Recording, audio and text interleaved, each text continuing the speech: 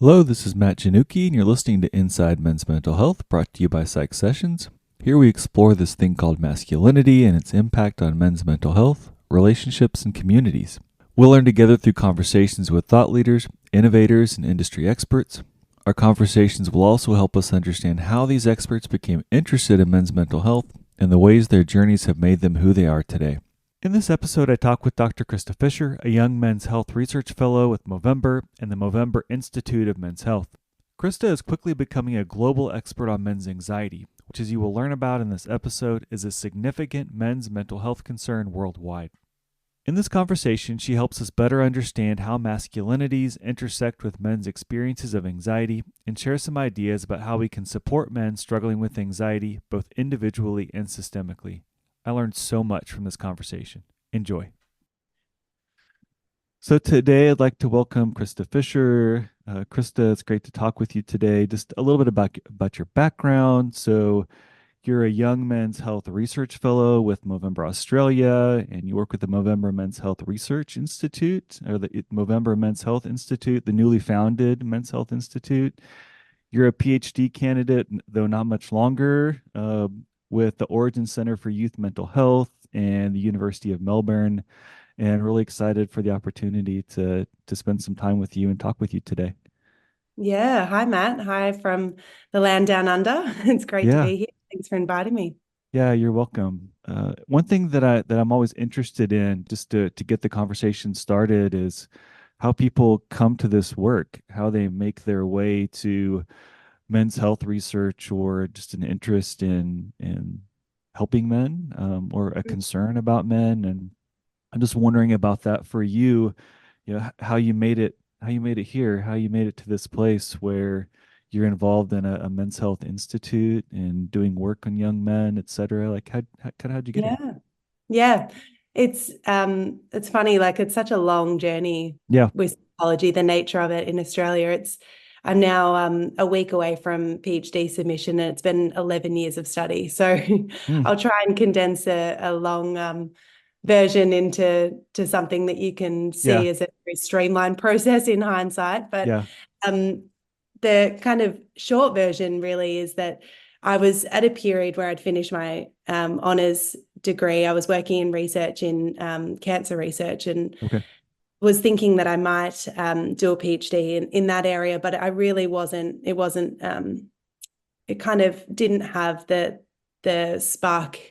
Didn't light up a spark in me, so to speak. And Mm, I actually went with a friend of mine to a Movember public event that they were doing in November in Australia. So Movember's a global men's health charity, and they do a lot of work in suicide prevention. And two incredible researchers who I work with now, Professor Simon Rice and Dr. Zach Seidler, yeah. were on the panel event, and they were talking about men's mental health and kind of the role that masculinities can have in sometimes masking some of those mental distress symptoms that we see. And it had such an impression on me and was really like a kind of pivotal moment in my life because a lot Mm, of what I'd been seeing in the men in my life who I loved and who were struggling with their own mental health issues, it just made sense in a way that I hadn't really had that perspective before. And I think it gave me a much deeper sense of empathy for some of the things that they were going through. So really, when I left that public event, I actually reached out to Simon and Zach and said I really loved the work that they were doing. I asked if I can volunteer with them.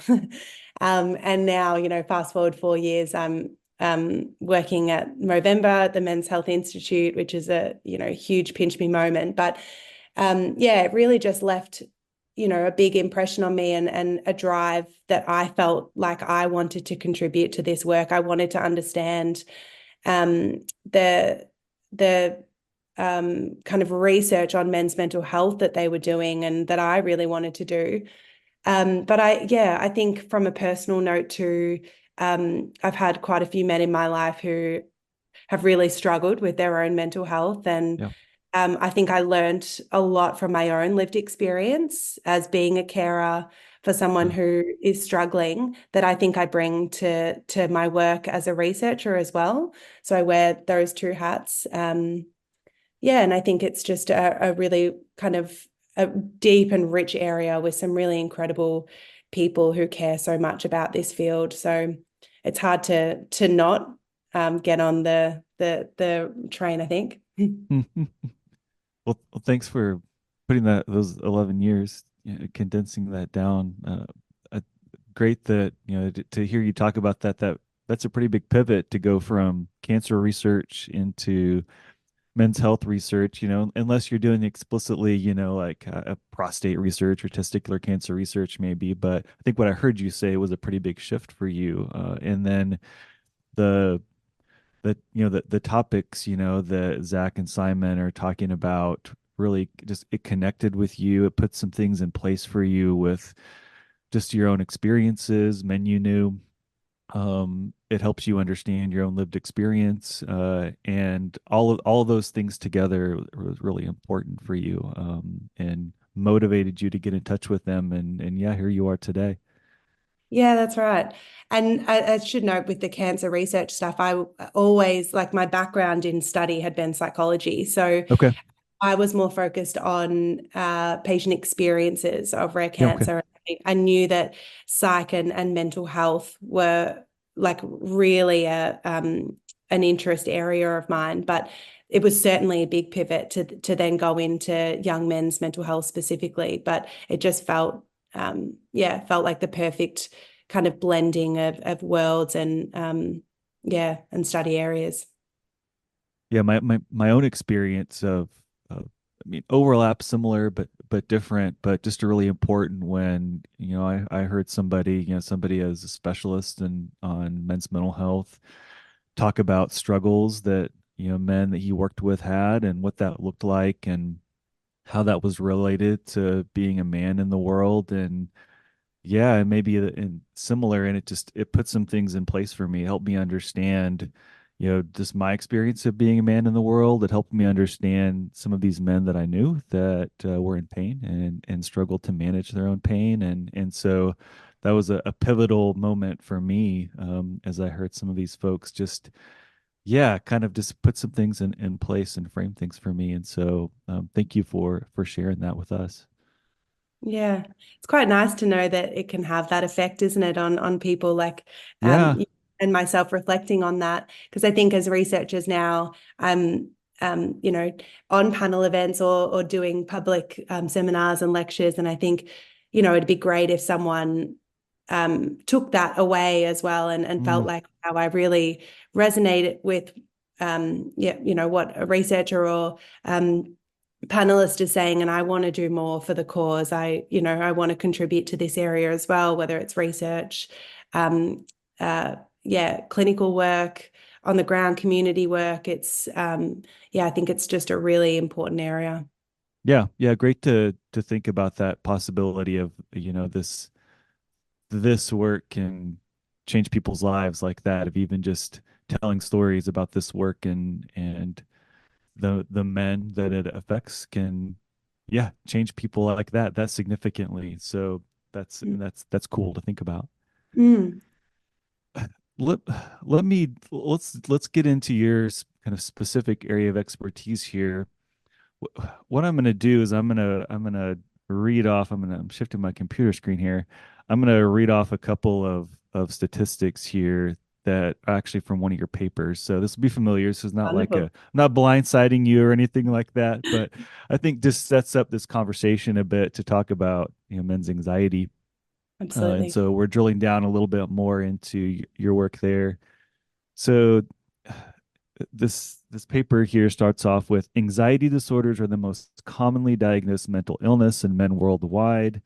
In a given year, 11% of the global male population will be diagnosed with an anxiety disorder, and more than 113 million males have been diagnosed with an anxiety disorder in their lifetime. The onset of anxiety symptoms usually occurs in childhood or early adolescence, and young males aged 10 to 24 years constitute 12% of the global anxiety prevalence. You look at Mm, that, and it kind of blows your mind, or it just strikes you, as in the number of guys who are Yeah. struggling with anxiety across the world. And so it seems to me like there, we should have banners, messages everywhere, right, to help men understand their anxiety if there's this many men, and it impacts them in the significant ways that we'll talk about here, I think, a little bit later. I'm wondering for you, how did you come to this work? How did anxiety in men come on your radar? Mm. There's such startling statistics. So thanks for reading them out. Yeah, Mm, yeah, and really like it's kind of fitting that you started with those stats actually, because when I did kind of come on to do a PhD, that was exactly how the, I guess, momentum for focusing on men's anxiety came about. I was diving into the stats a little bit yeah, more, and trying to understand, I guess, the prevalence of mental health conditions in men worldwide. And I saw the huge rates of anxiety, noting that it is the most common mental health condition.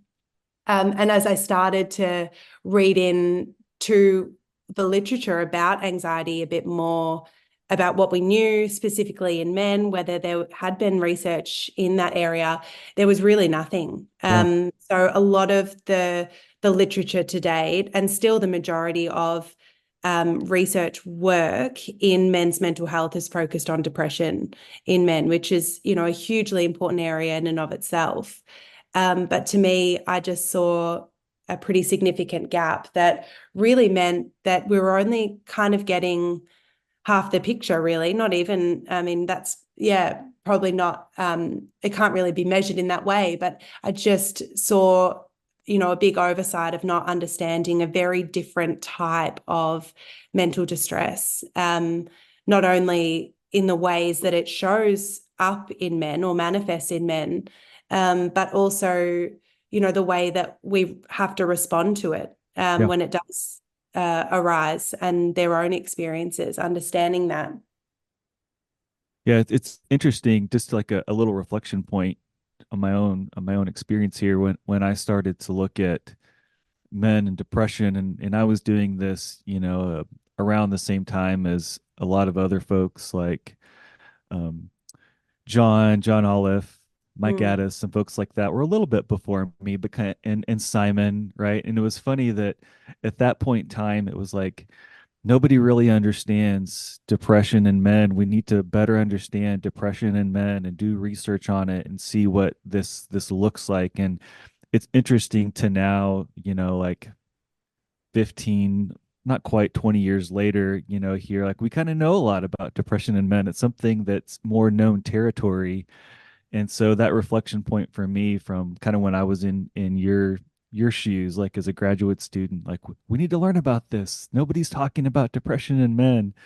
mm, To, yeah, we do know a lot more about it, and it's something that's had a lot of focus. And so it's important for us to make this shift to talk about men and anxiety too, mm. and better understand um, Absolutely. Yeah. what it And look, looks I like. think that there's still a lot that we don't know about depression, certainly. So um, I think that that's important to note as well. But it was a kind of a great launching pad, Yeah, really, for, me and now some other researchers who have also started to explore men's anxiety a bit more, to, stand on the shoulder of giants, so to speak, and yeah, leverage what we did know about depression to then start to look at, I guess, the differential points or the differences in anxiety symptoms and experiences.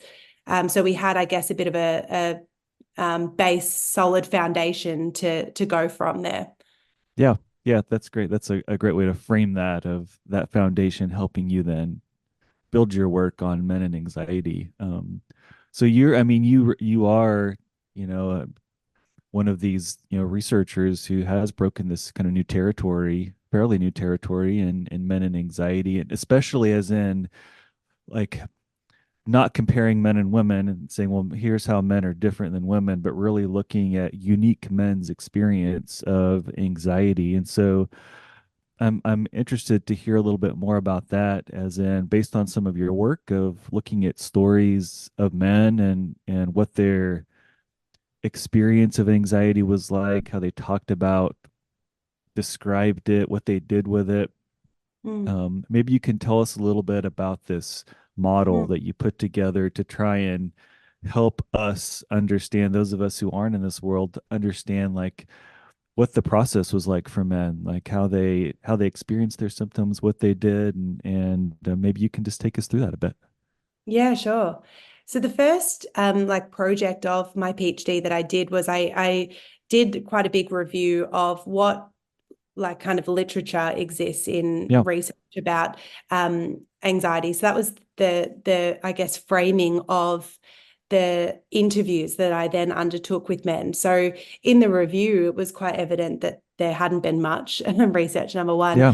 Also, as you mentioned, that what research did exist was mainly kind of sex differences research. So looking at biological males versus biological females, but there hadn't been much exploration of the within group differences between men and their experiences of anxiety. So what I wanted to do was hear from men themselves, Yeah. young men in particular, because they do kind of exhibit the highest rates of anxiety disorders and tend anxiety tends to manifest first before any other mental health condition. So it's kind Okay. of a critical kind of inflection point in adolescence and young adulthood. So what I did was I reached out to young men and undertook some interviews with them about what their anxiety experiences were like. So, kind of framing it as wanting to hear their stories, really. Yeah. What did anxiety feel like? How did it initially manifest? At what point did they kind of realize that what they're experiencing was anxiety? And really asking them about how or if they felt like their gender as a man kind of influenced those experiences as well. So that research methodology is called a grounded theory, a study or a methodology. And that is really helpful for phenomenon when we don't really have much theoretical underpinning or um, uh, kind of understanding of that phenomenon to explain it. So Okay. what that then allows you to do is create a model or a theory for that based in the participant interviews that you undertake. So you develop the theory from the interviews themselves. So what I developed with my colleagues is called the triple R theory: resisting, reckoning, responding, showing how young men's experiences of anxiety developed over time. And initially, what we were able to uncover is that when anxiety manifested, young men didn't really know that what they're experiencing was anxiety. So, Hmm. really, it first showed up as physical symptoms. Okay. So, a lot of psychosomatic body aches and pains, nausea, headaches, and fatigue. And for some guys, that was years and years really Yeah. before the next phase, which I called reckoning, which was really then starting to develop literacy and language for their experiences. So that point in which they then labeled those symptoms as anxiety. And really, how that reckoning comes about is that the psychosomatic symptoms ended up getting to a point where it was really like a boiling point, or they couldn't be avoided in the way that men had traditionally been managing their symptoms to that point. Um, and so uh, that avoidance really reached the threshold where Yeah. they then started to retrospectively and introspectively look at what's actually going on here. How long have I kind of been experiencing these symptoms, and maybe this isn't normal. And really that kind of points to the role of masculinities here. So Yeah. the differential kind of gendered experiences of young men, where a lot of the guys were kind of saying to me that they never really thought anxiety was something that men experience. So they hadn't really seen their dads or brothers, friends in their life even talk about Yeah. anxiety or seem like they were anxious or fearful, worried about things that the young guys themselves felt like they were. And, in some ways they felt like that was wrong or it was some fault of their own, really, rather than kind of indicative of a mental health issue. And then ultimately, the last phase that some young men spoke about was reaching a period of then starting to respond to these symptoms. Okay.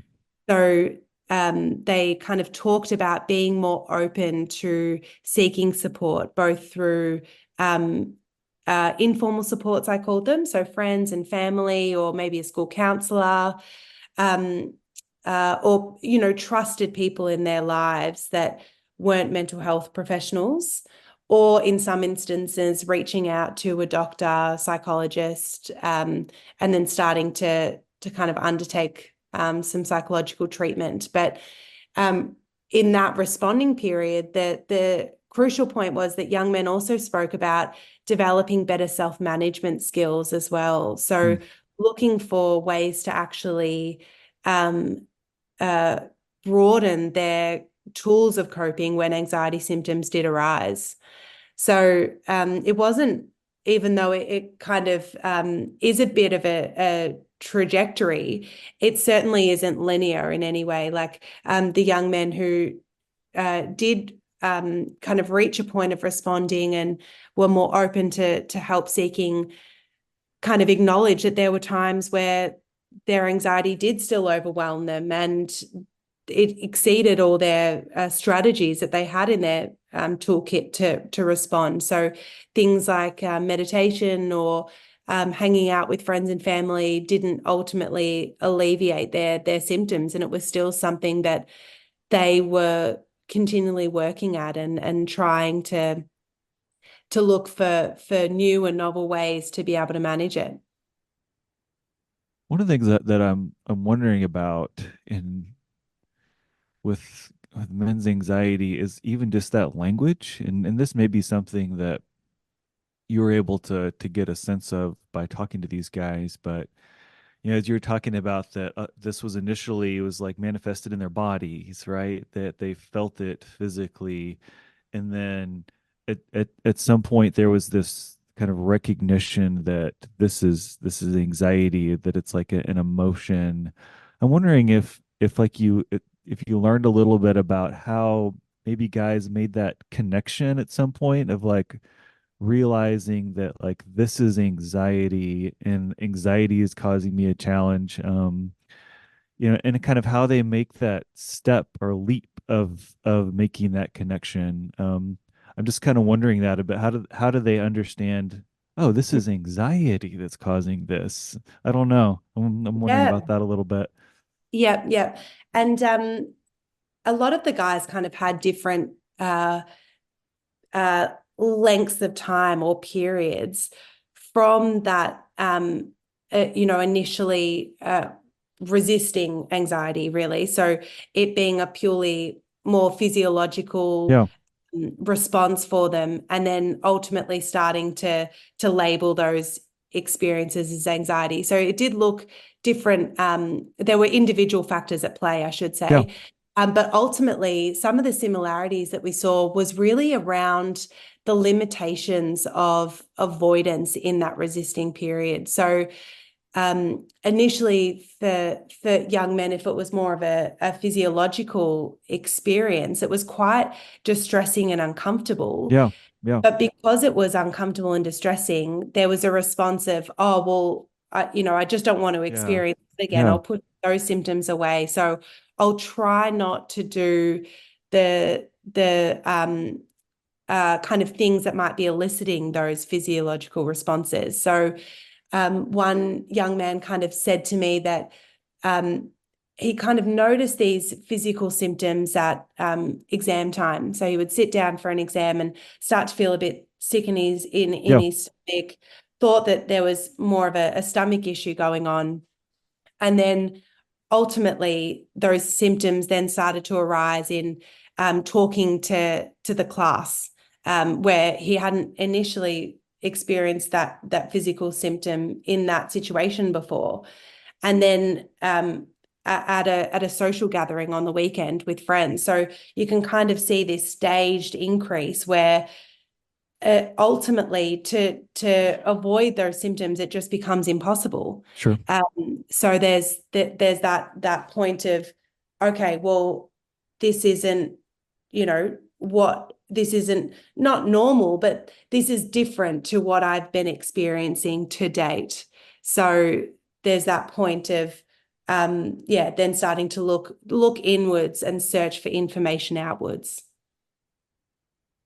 I wonder too, if you could tease out a little bit more about, you're talking about self-management, that makes me think of like coping, just, coping with your distress, and there's been my connection to the men's depression literature, all this work around like, well, men feel depressed, or some men, when they feel depressed, then there are these kind of gendered ways that they'll manage their depression, right? So it may be like risk-taking behaviors or alcohol use or sexual acting out, whatever it might be, to try and to try and feel better, or maybe it's to avoid their distress. I wonder, with anxiety, are there some ways that you learned about these ways that men managed their distress? And some of those might have been kind of like that, like we think of substance use or aggression, like that could be problematic or harmful, interpersonally problematic or physically problematic, but maybe some things that guys did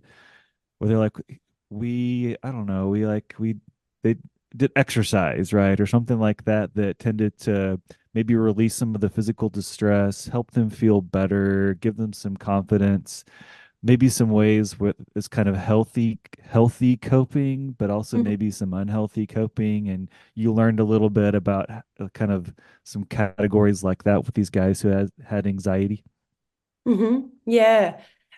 Coping is a really a kind of interesting topic here as well. And the young guys that I was speaking to, I think they were able to reflect with a certain amount of hindsight and time. Yeah, Like a lot of them had there had been extended periods of time where they've come to terms with all of these experiences themselves to then be able to speak to a researcher like me about yeah, it. So they yeah. had quite high ability to reflect and think about their experiences. So it was, yeah, um, hugely beneficial for me to talk to them and hear from their perspectives about how they manage anxiety and how their ability to manage anxiety had changed. But I think what the young men reflected on was that their tendency to revert to maybe some more unhelpful styles of coping were kind of highest around the initial onset of anxiety for them. So Okay. that it was really tied to not understanding that what the distress that they're experiencing was anxiety. So I think it was so tied to their level of literacy around or awareness and understanding of anxiety, really. So the the kind of unhelpful coping strategies that they would talk about was a lot of distraction and denial initially, that they felt like actually prolonged that resisting period for them, or prolonged the stage where the physical distress was Yeah, getting so bad and so intense that it was really impacting all aspects of their life. And in the literature, what we know is that there's a really high um, uh, comorbidity between anxiety disorders and substance use disorders. So in social settings where those anxiety symptoms are arising. So there's kind of panic and worry and a lot of kind of hyperfixation on how other people are perceiving you, which is a big facet of anxiety. Yeah. Yeah. Substances are readily available in social Yeah. situations. So I think it makes a lot of sense why we see the really high rates of alcohol and drug use. And for men in particular, where social settings and catching up with friends are often very centered Yeah. on alcohol use, especially in Australia and other countries around the world, Western countries. Yeah, a lot of the time, unfortunately, that can be the first time that a lot of young men actually feel that alleviation of the anxiety symptoms that they're experiencing.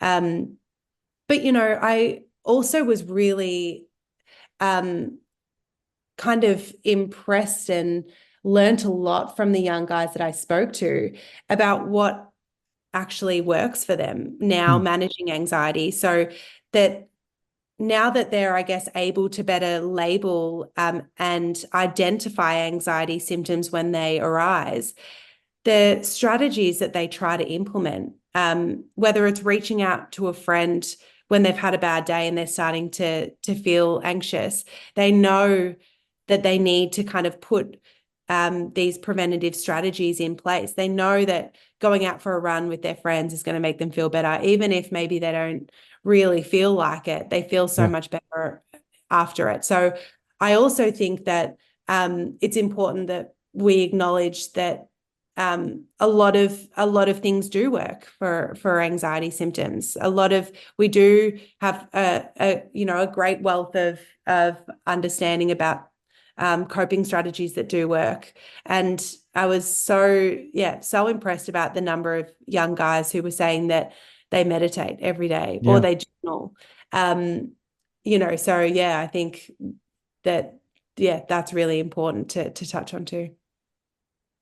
To a little bit of a transition here, if you can go with me on a little transition, Krista, to some of your other work here to maybe dive a little bit deeper just into guys' experiences of anxiety. So some of this work that you've done looking at guys' experiences and stories of anxiety. And so you've done this work where you've teased out these anxiety profiles to kind of put some structure and some categorization around some overall themes for how men described their experience of anxiety. And I think that would be helpful for people to hear a little bit more about. And so curious if you could just talk a bit more about who these guys are that you learned this from, and then what are these categories of or profiles I think that you described of men's anxiety? What do those look Mm, like? yeah. So the interviews that I did were with 25 young guys. Okay. And then when the benefit of a PhD is that you've got 4 years to really build out Yeah. a big Yeah. body of work and studies. And so after I'd wrapped up those interviews, I'd learned a lot at that point. I then was thinking about from the perspective of healthcare professionals, when young men with anxiety symptoms walk in the door, what are health professionals seeing? Yeah. How are we, I guess, clinically categorizing the symptoms and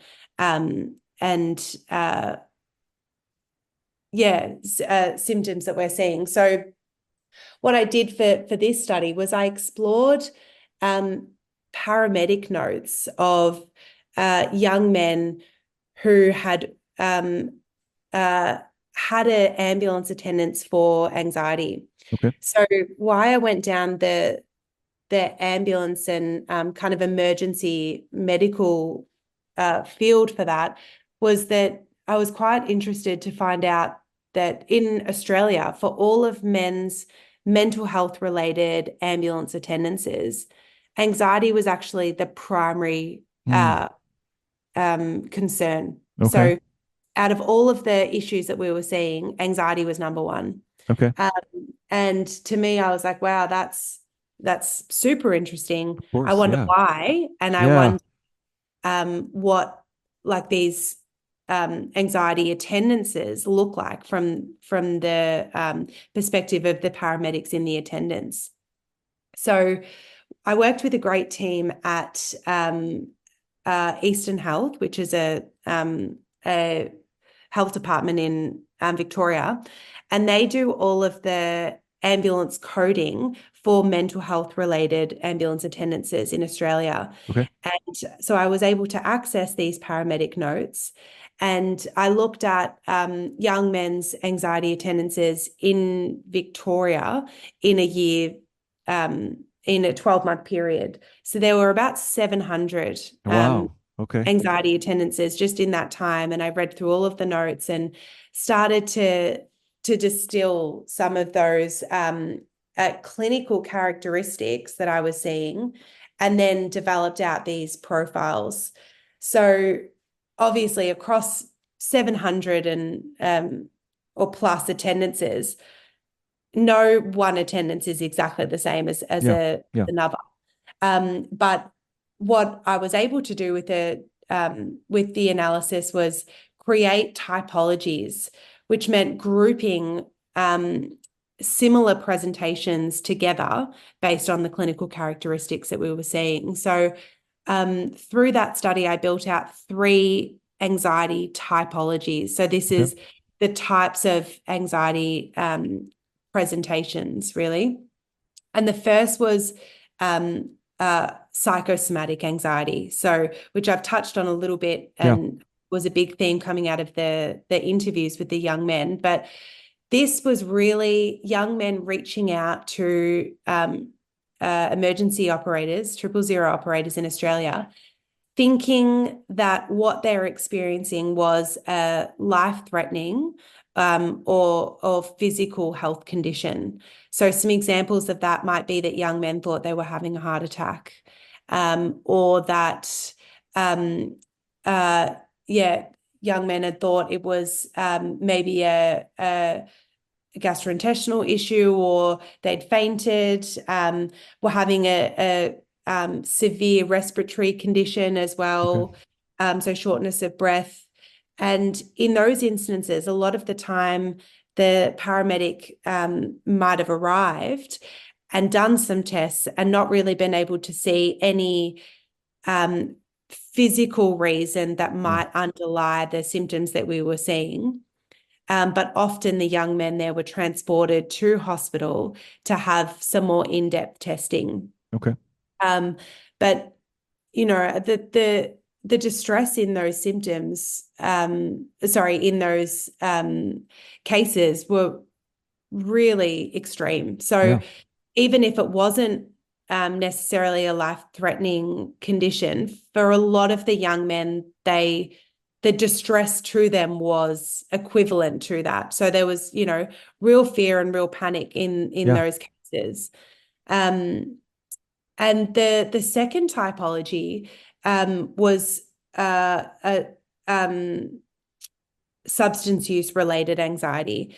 So that was either that drug and alcohol use were involved in the anxiety presentation, either before or like as in the anxiety symptoms were arising because of recent drug or alcohol Okay. use, or that drug and alcohol use had resulted as a way of kind of coping with Yeah. anxiety symptoms that had tended to be building up over a period of time. Yeah. So all of the young men in that particular typology had some kind of substance related issue in the anxiety presentations. And in those presentations, in a lot of instances, it was actually other people who had called out Mm. to ambulance services. So they might have noticed kind of a change in behavior, or there might have been some kind of physical distress, either Okay. that someone had been having a panic attack after a period of prolonged substance use, potentially, that then someone had noticed and called out for an ambulance. Yeah, but again, this was more of a behavioral change, I guess, really Okay. going on. And lastly, the typology, the third typology was complex anxiety. And that was really related to presentations where there'd been kind of a significant deterioration in young men's mental health related to anxiety as well. So almost all of those presentations had involved a suicide attempt or a serious self-harm incident. And the young guys in this group, when they had spoken to the paramedic in attendance, often they'd describe other social issues that were going on in their life. So there might have been sudden unemployment or financial and housing issues. There could also be relationship or interpersonal issues going on. There might have been a relationship breakdown or kind of increasing conflict in household or with friends. So there was a much bigger social picture and social stresses going on in these cases as well. I mean, listening to that, I mean, I think you said that this was the number one mental health concern associated with these calls with guys, and just listening to the significant distress, different types of distress, but the distress these guys are in, it does kind of feel like this. I'm trying to think like, what is this? What does this lead us to? What like kind of what do we do right with something that involves such a significant effects on emergency services in this instance. And so I'm curious what your thoughts are about that, like with these guys that are in significant pain, when it sounds like in some instances that emergency services they're able to intervene, and others where they kind of really, they, like the first example, the psychosomatic example, it sounds like they might end up taking the guys to the hospital and they do testing, but there's really not, a medical intervention there that can happen. And so, there are other things we can do, et cetera. And so I'm kind of wondering, in your work, what are some of your thoughts around how do we help these guys, or how can this system, work or flex to help these guys, and what that might be? Mm. I think the beauty of being quite focused in this particular study on emergency services, particularly ambulance services, was that it's quite an interesting thing to reflect on with anxiety specifically, because our emergency services in Australia and in many countries around the world are extremely kind of under-resourced Yeah, yeah, and in high demand. So for conditions like anxiety in particular, emergency services unfortunately are copying a huge amount of the brunt of these acute emergency anxiety presentations. So not all anxiety experiences or disorders are going to require ambulance yeah, intervention. Absolutely. There's yeah, no denying that. But that 700 plus just in Victoria, which yeah, is right. just one state in Australia, the fact that, yeah, 700 guys are reaching out to ambulance services, and, a number of them are not actually requiring emergency physical support. Yeah, I think what that said to me was that there's a significant gap here. of community services that we need to respond to that acute anxiety distress, which for many young guys, as I mentioned, did feel like an emergency Yeah. or a serious, kind of distress. So they required intervention, but potentially not medical intervention, which is what our ambulance services are really set up to cater to. So I think it just indicates a opportunity for services in the community that we need to be able to divert and direct young men with anxiety too.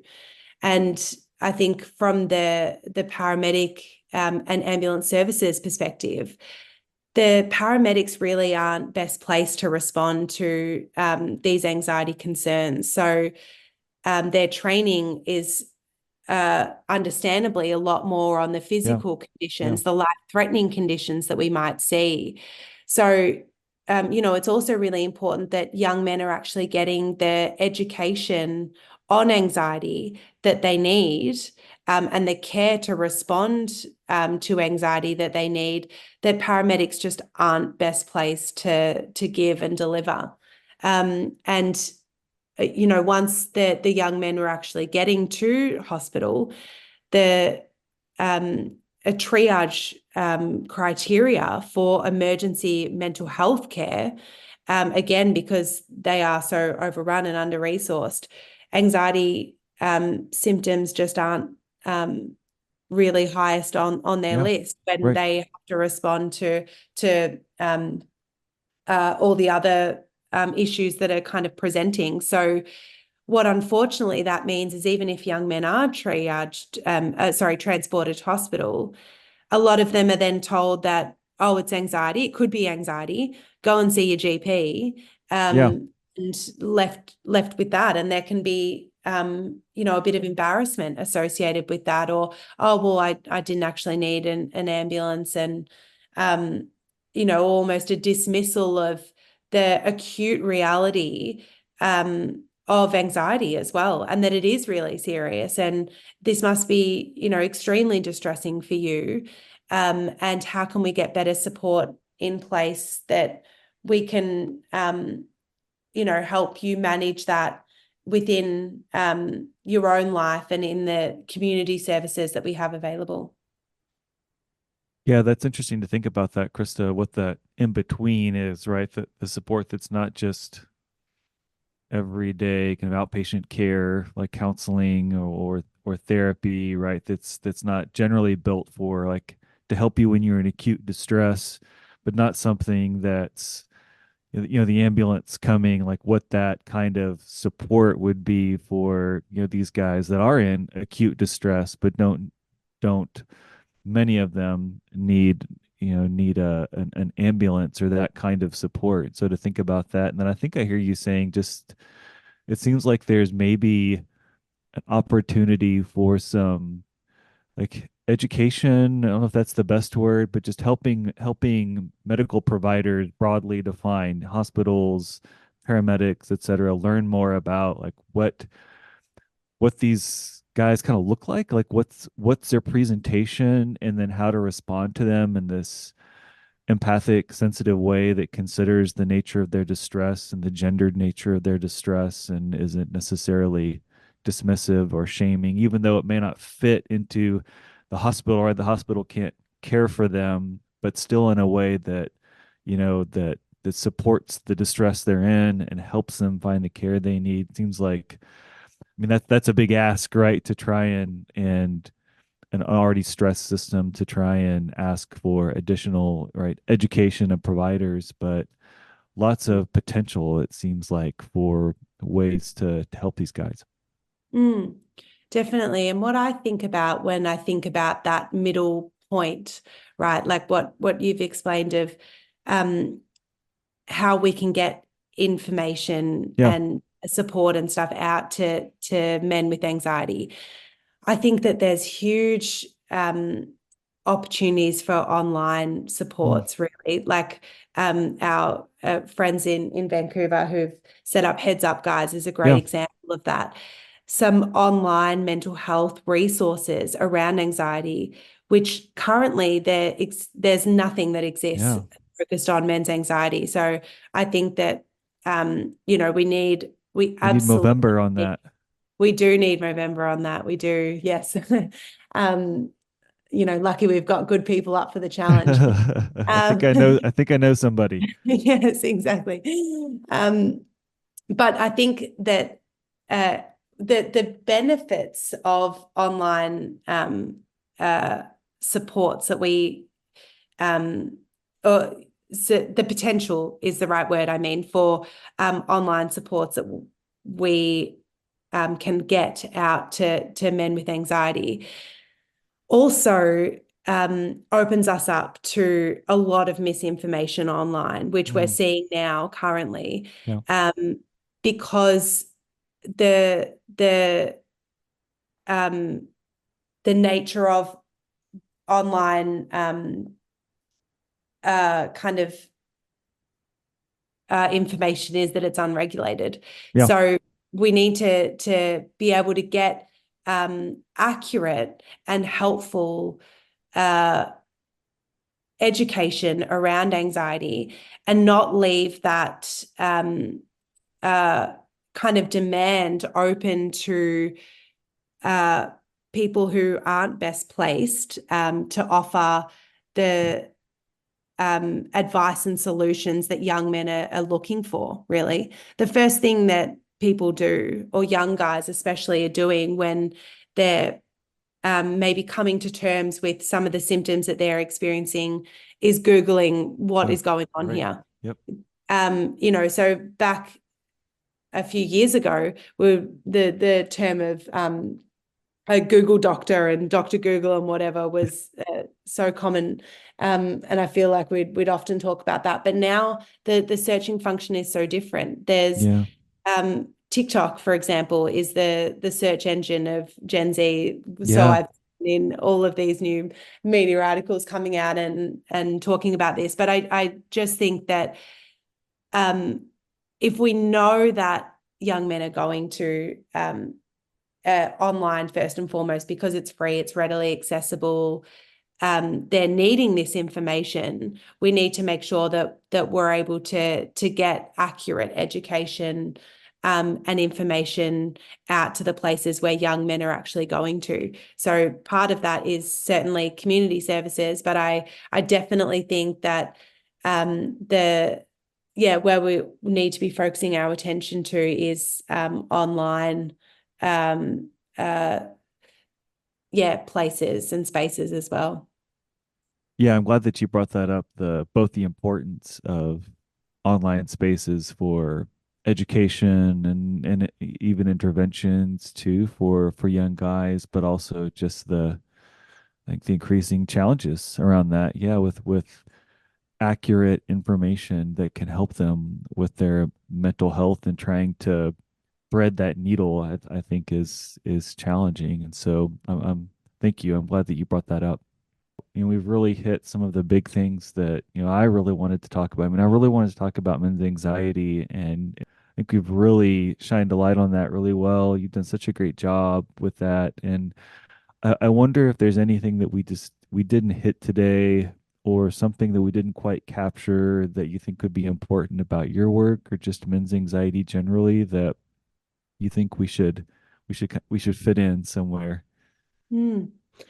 I think that maybe one thing that I guess we hadn't touched on as much is also the role of friends and family Mm, in supporting young men with anxiety. So, we touched a bit on, I guess, the really acute end of emergency services and a little bit about some of the online spaces and the support that's needed there. But um, a big thing that has come out of the young guys that I've spoken to with anxiety is also just the role that people in their lives, family and friends, play in yeah. not only noticing the anxiety symptoms as well and being able to kind of bring that to young men's attention and help kind of increase that understanding and education about anxiety,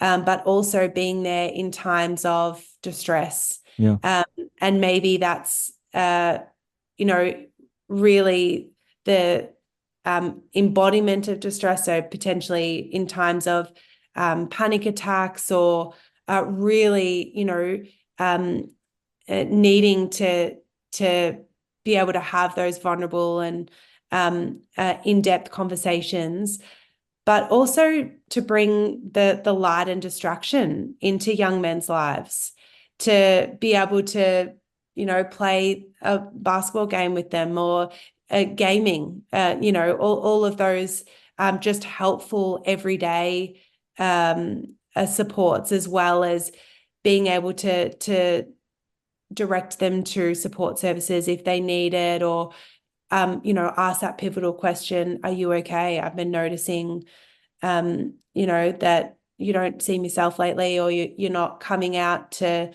the football games like you used to. So I think it's really just hoping to empower the people in young men's lives and men's Yeah. lives, um, to be able to notice those anxiety symptoms that I think can often get missed in, definitely can get missed in men, but also to just know how important I think they play, how important the role is that they play in just being able um, to kind of keep men, healthy and happy, probably even in ways that they don't even realize. Yeah. Yeah, I think this is it's related to this. I think so, and you can correct me if I'm wrong, but I think you talk a little bit in some of your work around with these guys that are struggling with anxiety, the importance of help. I think it's help giving. That I think we you hear so much about help seeking and help seeking behaviors, but that maybe sometimes, not always, but sometimes maybe we're framing it the wrong way of like helping guys ask for help, right? But that sometimes that still can just be a big ask for them to say, I'm having a problem, can you help me? But that an important part of this can be, friends and family asking, like, how are you doing? Can I help you? I've noticed something different about you, or even just guys helping other guys. It may be hard for them to ask for help for themselves, but I think guys might be more inclined to give help to their mates, right? And so I hear a piece of this here of just like, asking how are you doing, and giving help, and framing it that way instead of always around like asking for help. Absolutely. And I think so often you ask a young guy, if you knew that your mate who you love was struggling with the symptom, or, with those worries or kind of feelings that they might not be good enough, and all of the things that young guys themselves are struggling with, would you help your friend out in those situations? Absolutely. Yeah. Absolutely. Absolutely. I would want them to tell me, and I would sit there and listen, So I think being able to leverage some of those really strength-based approaches to mental health support is so important. And what happens when we start to have those vulnerable conversations is that I think it encourages an openness from somebody else. So if it's like a reciprocal nature of help seeking and help giving. Yeah. If you know that someone else has gone and sought help from a psychologist, or has said to you in the past, God, I'm like really struggling with my anxiety at the moment. I'm feeling like, so uncertain about things. I'm not sleeping very well. If you're experiencing that, you're more likely to go to Yeah. someone who has told you that about the struggles that they've had too.